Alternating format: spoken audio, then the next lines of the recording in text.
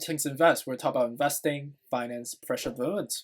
For today's video, it's only. The investment topic today would be Bitcoin and Ethereum. So with respect to the FOMC meeting we just had about 2 hours ago, I want to just quickly come back on the camera to recap on what exactly happened. So with respect to the FOMC meeting, the high-level recap of capsulating the two essence, right? The two pieces that we were focusing on that investors were anticipating. One was the inflation's outlook, and secondly, it was with respect to the quantitative tightening plan going forward as well. To touch on the inflation's outlook, based on the media correspondence, a couple of reporters asked Jerome this question specifically. Based on the high-level response and depiction from Jerome, seems like inflation is something we need to watch out for. But with respect to prioritization, we need to focus more corely on the job market growth going forward, as we expecting the economy to coming back up going forward, as we are slowly diminishing the COVID effects that we've been experiencing for the last 1.5 years so far, right? So we need to expect to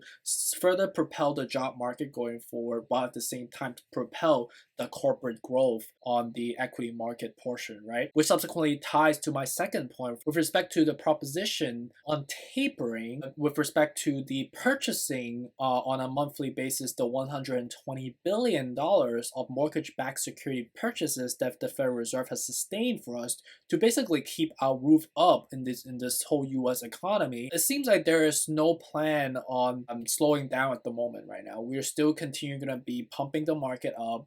Basically, Jerome is saying that the printer is still going to be on. We're not going to be turning it off anytime soon to sustain the job market at the same time, to sustain the corporate outlook going forward. So with respect to that, it's kind of like a net neutral type of sentiments, right? Because the inflation is something that is foreshadowed, while at the same time we are going to be printing more and more money. So we're going to basically worsen the inflations going forward, right? So in the short-term perspective, is definitely a positive one if you think about it that way. That's why you see the equity market is kind of pumping up today after market hours. Or after the speech. However, in a long-term perspective, definitely worries me a little bit, because the US dollar is going to continue to inflate. We are continuing to depreciate our US dollar. That means we are going to be weakening our economy going forward, despite our corporate growth going forward, while sustaining our job market going forward, right? Definitely, in a long-term perspective, negative, but short-term positive, which subsequently drives some negative pressure, with the anti-correlation effects in the crypto market, right? Which is why you see Ethereum down about 4%, Bitcoin's down about 4% respectively as well. So I'm going to go through a technical analysis to see, with respect to this major catalyst that we just heard right now, how are we going to be trending going forward right here, right? I'm going to give you guys my level of resistance to look out for and my price target for you in 2021 as well. So stay tuned, stick around, let's make some money.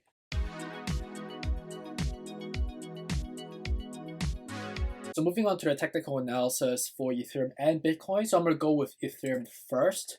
So let's take a look at the chart real quick. You can see that currently we are down about 4.79%, obviously with respect to the anti-correlations with the equity market, which is subsequently driving some sell-off on the on the crypto, basically more of a safe haven type of investment vehicle. And you can see that we are kind of just oscillating on the sideways fashion right now. I think the likelihood of actually testing back to the $2,300, basically matching the level of resistance that we've formed like a ton of times. Like just in the recent couple months so far, we've tested basically about 7 times here. And also in correlations to the past, we have tested basically 7 times as well. So in total plus 10 on the consolidation, which shows that there's a substantial consolidation level at the $2,350 level. And I think based on the MACD right now, we are crossed up recently, but with respect to how narrow the cross, that the propensity for us to cross back down to hit the 2,300 or the $2,350 level, to be more precise, would be very likely, right? And on top of the fact, you can see that the RSI is kind of dipping down right now. And with respect to the dip, we're still kind of hovering in the air right now. So I believe that the RSI needs to complete its course of oscillation, right, to basically go back down again to the 2,350 level for us to retest and go back up in the oscillation fashion, right? And with respect to the wedge, we are looking like we are pretty much forming a tighter and tighter wedge going forward. So based on the chart we see here in a logical perspective, you could see that the wedge is basically forming up until July 3rd. And if I look at the calendar on top of me, July 3rd is a Saturday. So with respect to that weekend effect, I think that's possible. I don't know why is there such a coincidence right now, because again, right, we always see those like sell-offs on Fridays and Saturdays in subsequent days, right? And then Sunday we have like a rally going back up. So I think that's something we need to look out for to further verify, but that's a date that you need to mark your calendar onto as a form of observation, just so you are cautious about your dollar cost averaging and your swing trade perspective, right? So that's something to look out for, right? I think we're just gonna continue to oscillate from here. Be cautious when you swing trading, and again, the levels that we swing trade would be at the first level 2350, second level the 2150 level, right? To swing up all the way to 2450 at the peak in those oscillation levels, right? So I think the swing is about like at the maximum $350, at the minimum $150, up until that July time period, which we should be expecting some the apex to hit around that time based on the oscillation on the wedge that we see in front of us. So with respect to Bitcoin, you could see that the wedge is definitely less prominent, right? You don't really see an upside or downside formation. We see more like a just like trending sideways type of fashion, right? It's just like a classic consolidation without any one directions that we're going, right? But with respect to more of a near term right now, you could clearly see that we are forming a relatively large separations on the MACD. And in terms of the MACD, on top of the RSI, you could see that we are reversing right now to a more of a downward trend. And with respect to how largely curved in a standard deviation perspective, we are relatively stretched up right now.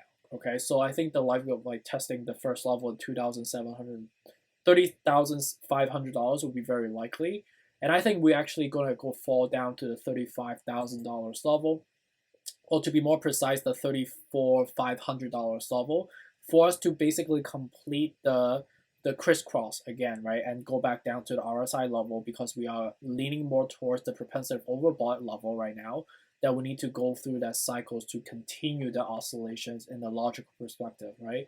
So that's why I see the first level again, $37,500, second level, the $34,500 level. Are we gonna see the 20, like the 31? I think that's relatively, not the most logical based on the supply and demand dynamics and based on how the MACD is trending and the RSI is trending right now.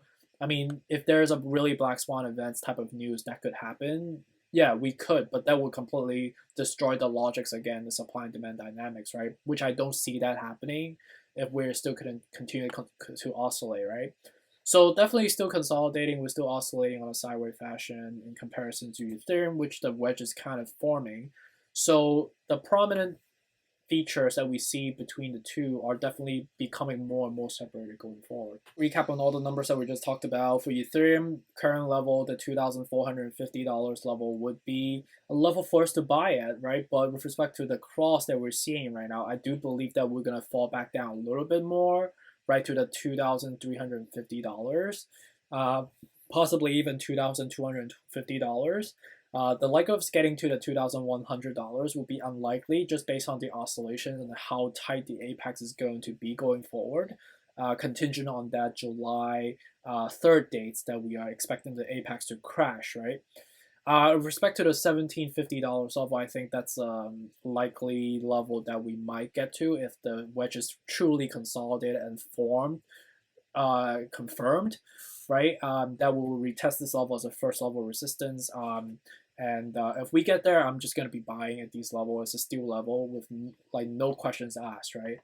And my target is going to be 20% corporate adoption, 9,800 with 4 times your money from here.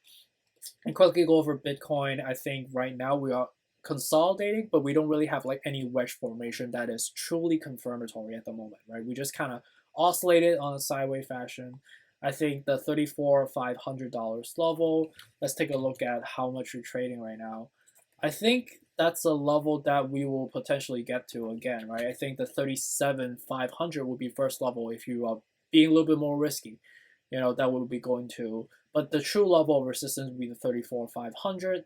The likelihood of getting to the 30,000 in the near term, I would say in the next week, will be unlikely completely, and the $24,000 will be absolutely just 0.01% chance that we'll get there. Based on how the logic is showing right now, based on how the chart is set up right now, I just don't see that happening. We will see some sell-off, but not that severely, right? Because of the fact that that just makes no sense right now if you read the technical analysis.